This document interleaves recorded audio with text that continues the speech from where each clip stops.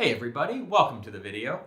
In this, I hope to impart on you all the knowledge you need to, get anything you want in life as an ENFP. I know I'm setting my sights a little low. I should probably up the ambition of these videos here, but alas, we're gonna go with this one today.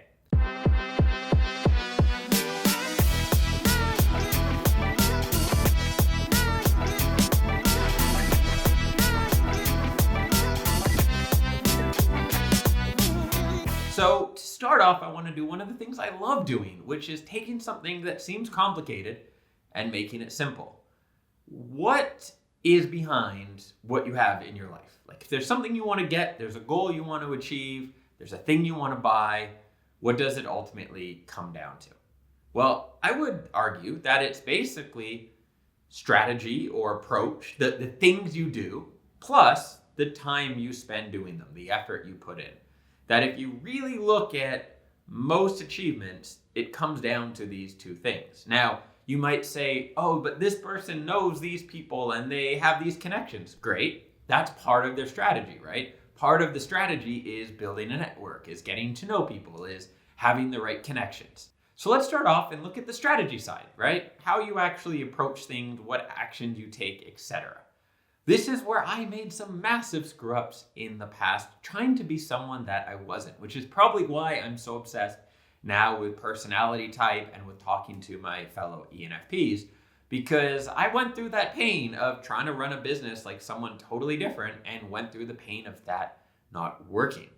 So I had this business back in the day, which was essentially like an inspirational local newspaper.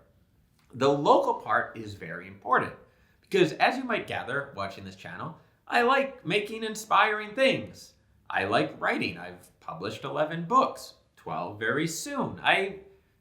The whole making content and connecting with people and all that, love that. The part about delivering newspapers locally, securing points of distribution, coordinating with printers, working with dozens of advertisers, turns out even for a very young and ambitious ENFP was a little bit too much. And the thing is, even at the time, I was aware of this, but I was in too deep to really make a significant change. But the mistake I made here is one that you've maybe made in the past, is the goal I had, the outcome of basically having this successful local paper that would inspire people and motivate them and be a change from all the garbage mainstream media and gossip rags and all that out there, required me, as I set it up, to do a lot of grunt work and a lot of coordination and a lot of confrontational sort of conversations that I didn't enjoy. Not massive confrontation, but going door to door, talking to places. That really wasn't what I enjoy doing. And so I set up a goal that in order to achieve with the strategy I had, I was going to have to spend a lot of my days doing things I didn't like doing.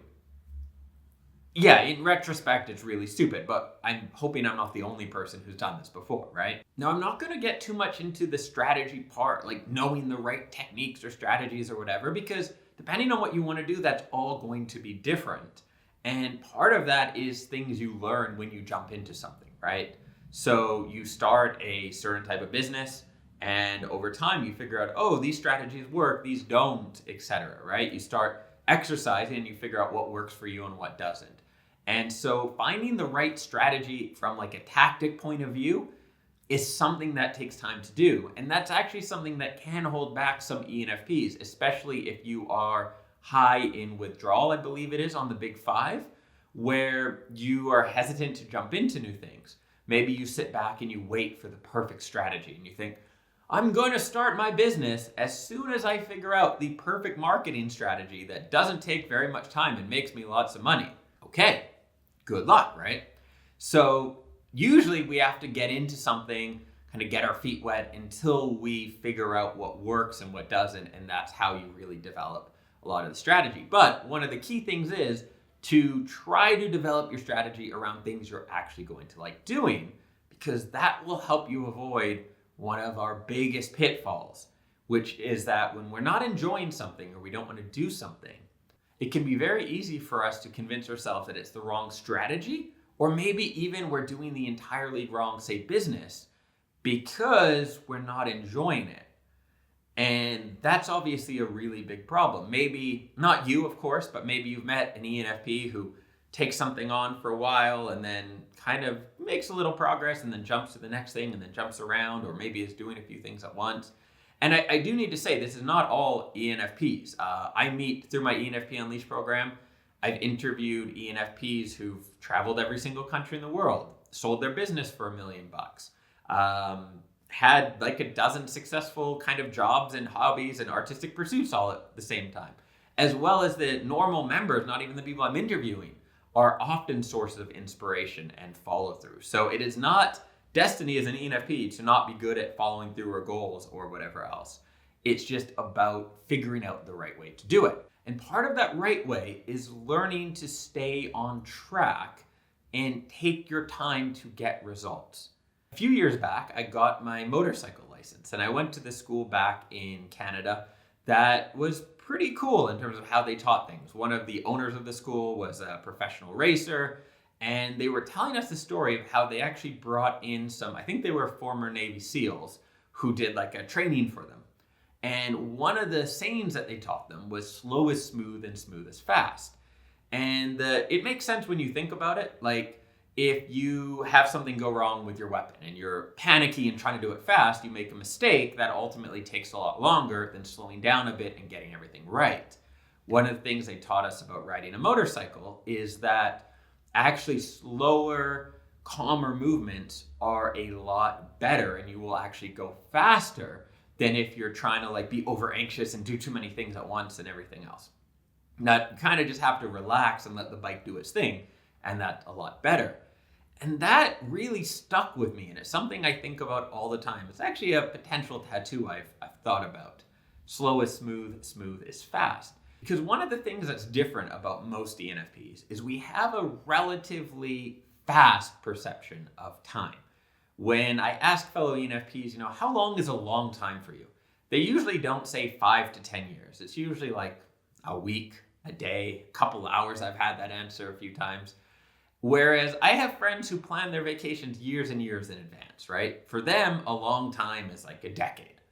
And so for us, we want things to happen relatively quickly. For us, a long time is like a few weeks, a few months. So if we're trying to achieve a goal and we're not getting a lot of progress in a long time, we start to really question that thing. The problem is when you're dealing with the external world, we have some basic rules and realities we have to deal with.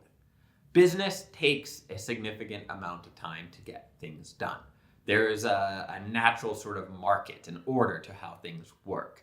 Health takes time, right? You can get up and listen to all the rocky music you want and run as hard as you possibly can for that one day, but you're not going to wake up the next day as a marathon runner, right? It's just the laws of nature. Things take time.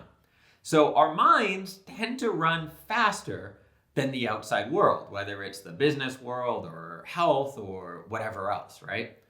Writing a book is another good example, where if you have a vision in your head, like it will only be a few weeks, then you might run into some natural laws, like how long things actually take to write and to edit, etc. Whatever you're trying to do, whether it's build a business, build a marketing channel, learn a creative skill, or really develop it and be recognized for it, these things take time. And when you're trying to do something at a high level, you have to remember you're competing with other people trying to do things at a high level, often the best in the world. And so they're also putting in a ton of time and effort into these things, and natural laws of competition, etc. Things take time. So when we're working on something and we're not getting the results we wanted as quickly as we wanted, and especially if it's something we don't necessarily enjoy doing, very quickly we're going to find our minds questioning the entire thing. Should I be working on this? Is this really the right strategy? Maybe I should change it up, etc., etc. Now, sometimes it is a good thing to change a strategy, but often we're doing it prematurely and we're getting ahead of ourselves. We're not giving whatever it is we're doing time to actually kick in and work, and we're changing things up because, again, our heads are going at a faster pace and we expect things quicker than is reasonable due to external forces and everything else. So what happens is we change to a new thing.